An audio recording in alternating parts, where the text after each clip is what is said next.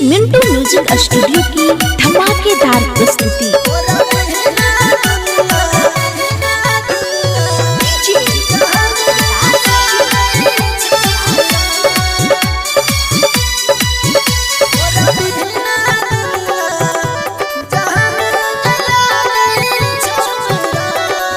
दिल तोड़ के गेला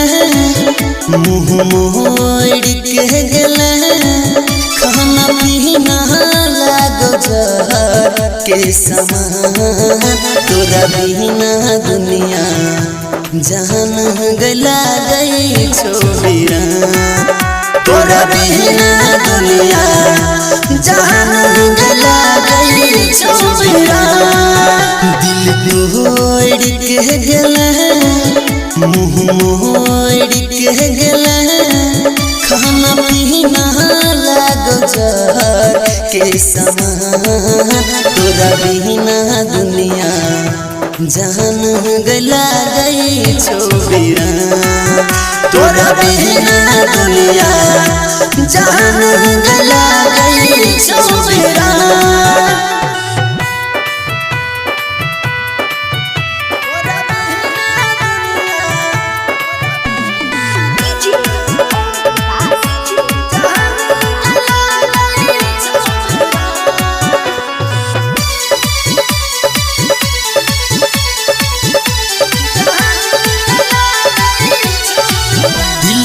तोरा मानत रहियो हम तो देवता पीतर तब किया बदल गेल तोहरो चरितर दिल से तोरा मानत रहियो हम तो देवता पीतर तब किया बदल गेल तोहरो चरितर लागे मोर जेबो कुछ कर जेबो केकरा कहला पवन लही अनजान तोरा बिना दुनिया जान गला गई छोड़िया तोरा बिना दुनिया जान गला गई छोड़िया।